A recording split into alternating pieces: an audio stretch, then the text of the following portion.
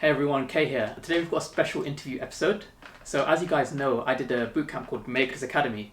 And with me I've got John here, who is an alumni of Makers Academy as well, but he did it 3 years ago.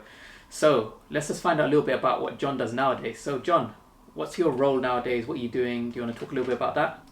Yeah, so I'm essentially a software engineer, and what I do is I create trading applications and also make sure that they are fault tolerant and sort of robust in their nature. Okay, that's really cool. So what kind of language or tech stack do you currently use in your role? Yeah, so the tech stack is mainly languages within the JVM, so Yeah. predominantly Java. I touched a bit on Scala, and the rest of the technologies is Kubernetes, AWS, Yeah. Docker, Postgres, and all that sort of stack really. Okay, that's pretty cool. And what kind of industry is this in?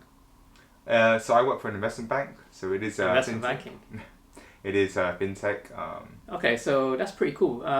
Generally, people have this perception that if you're working in the financial sector, then the compensation's generally above the market standard. So, someone of your, say, skill level 3 years in, what would you say is the salary range? Yeah, I mean, it definitely does depend on the company. I'd say a good range would be between 70 and 90. 70 and 90k, making it rain. Rex. Uh-oh. 223, man. So, a lot of people watching at home, they might be thinking about doing a boot camp, or they might be on a boot camp, or they could just be, fresh out of a computer science degree. But us both having done boot camps, and generally people in boot camps are career changers. They kind of got fed up of what they were doing before. So what were you doing before? Do you want to talk a little bit about that? What was your life before coding? Yeah, so I studied music management during university. Music, that's pretty different to coding. Yeah, it is, yeah. I get that a lot. But I think during university sort of studied, I stumbled across blockchain. Yeah. And that got me really into programming. And that's sort of where my interest sort of stemmed from. Yeah. Oh, that's pretty cool. So if you want a software developer, you could be a K-pop idol. John's Korean, by the way. So a lot of the people watching at home right now, they're probably students or quite early in their careers, or on a boot camp themselves. And you were obviously in that position in the past as well. So what would you advise people watching at home to go from that stage to the stage that you're at now? What kind of habits would you advise that they get into? Yeah, so I think step one is really just stay curious. What I do is, I follow a lot of engineering blogs. Yeah. There's companies like Netflix, Twitter, Uber, Google. They post a lot of, blogs and articles online for free on their websites. And I think, it goes into a lot of technical depth. And I think, it's a really good habit to sort of, read a few, a few a week. And, I think as time goes on, as weeks go by, you're going to really start to accumulate a lot of knowledge, and essentially it will make you a better developer. How long have you been reading articles for then? Like, when did you get into it? I think I started off pretty early. I think in my first role, shortly after my first role, I started to really pick up on a lot of articles and books as well.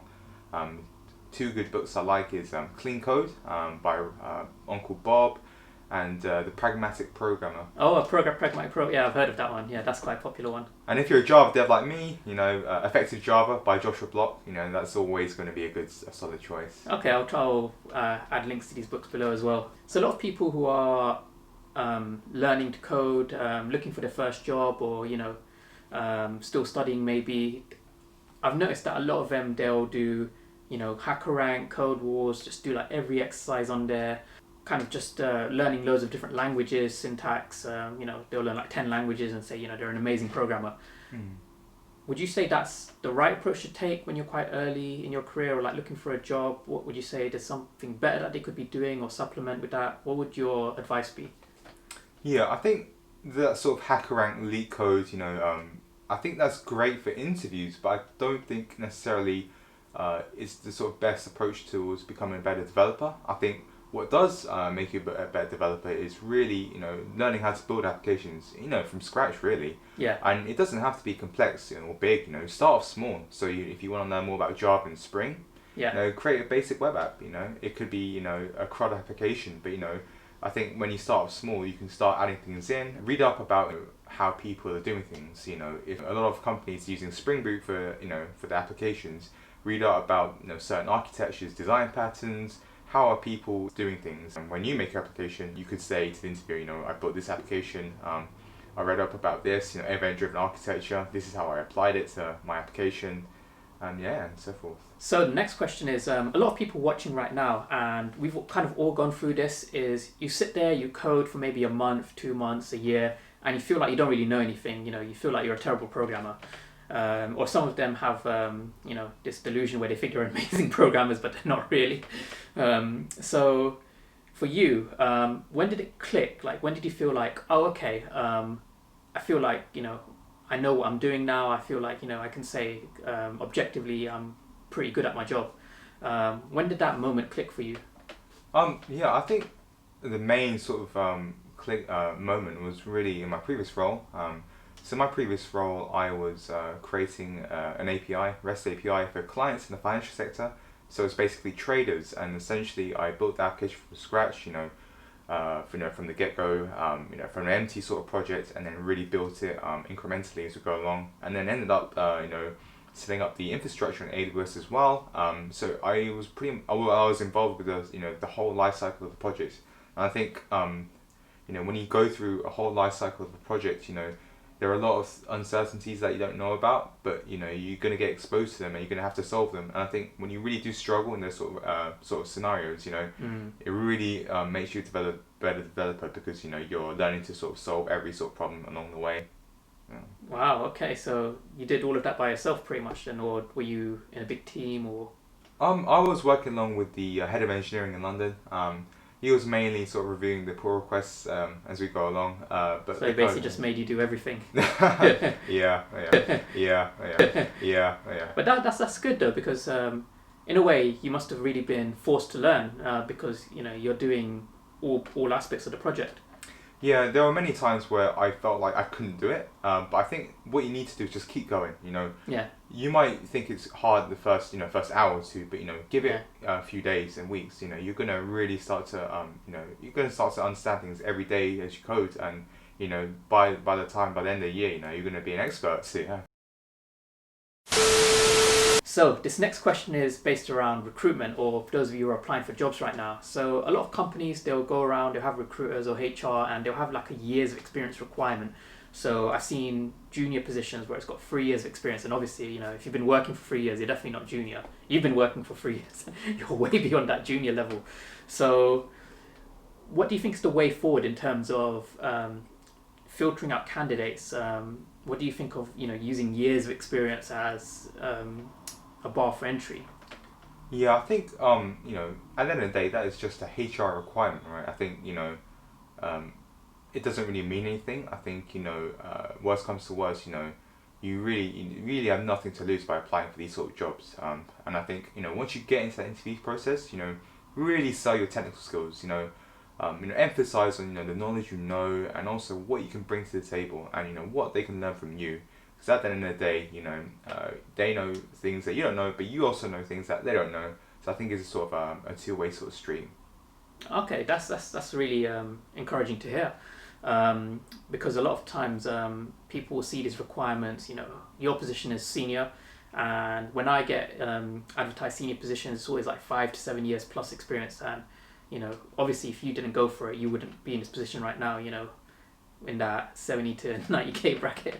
At the end of the day, just be confident in yourself, and also if if you do have the technical knowledge, then I don't see any reason why you shouldn't apply. You will also learn a lot from the process of things. So these interview processes, they'll ask you questions that sometimes you may never even heard of, but I think as you go along and keep doing them, you're gonna get better and better. And I think at the end of the day, you're gonna end up finding something that you like and will meet your standards. Yeah. All right, so this is a really commonly discussed question, and in your opinion, what would you say is a good tech stack to learn right now? Yeah, I think it really depends on the language. So if you are using JavaScript, I think the MERN stack, that's always a safe route to go through. If you're doing Java like me, I think Java, Spring Boot for sure, and also learn about multi-threading, concurrency, that sort of nature. Kafka, message queues for Kafka, RabbitMQ. For databases, learn about MySQL, Postgres. For NoSQL, there's always Cassandra, DynamoDB, and the list goes on and on and on. So, yeah, people don't know all of these watching at home. They're probably like, these are like Pokemon or something. Just Google them and you'll be an expert by the end of the day. Right. So, that's pretty much what software developers do all day. Just Google everything. Exactly. So when you learn to code, you become an expert at Googling as well. Last question, takeaway question, and this is probably a really important one, is a lot of people, they're struggling to find jobs. Obviously, it's not entirely their fault. There's a global pandemic going around, that whole coronavirus thing. So for those who are currently looking for jobs right now, what kind of takeaway advice will you give to them? What kind of things do you think they should be doing to kind of help them land that first role or, land a job? Yeah, I think what's important is, keep coding, so, keep creating these applications that interest you, also learn about, algorithms and data structures, because I think, in the interview process, that will come up in a lot of them.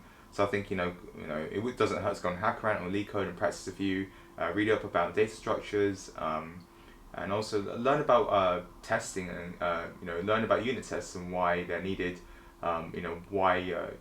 why do people unit test things? Yeah, so I think obviously you need to write code that is testable, right? So writing code in a certain way. Yeah, exactly. Like you said, write testable code, essentially clean code, allowing for, dependency injection, and so forth. Yeah. Yeah. And that's also, I think, learn about different technologies. So I think, why is Kafka such a big thing? Why do people use Kubernetes? And also, what is the difference between SQL versus NoSQL databases? Do you think that people should be kind of like building your own stuff to learn these? Learn by building. Yeah, I think that's a great mentality to have. Learn by building. I think what's best is to get a hands-on practical first, rather than just read up about or spend like weeks and weeks and weeks trying to read up about on everything, because you'll never be able to learn everything. That's the thing. So I think start small, get hands-on, and learn as you need to. Really. Yeah, so if you guys want to learn more about these concepts, I have got a video which is 5 programming concepts that you need to know to get your first job. I'll link that above. But yeah, that was pretty good. That was a lot for me. I learned quite a lot as well. And hopefully everyone watching, they learned quite a lot. Hopefully it was inspirational for them. So that was everything, guys.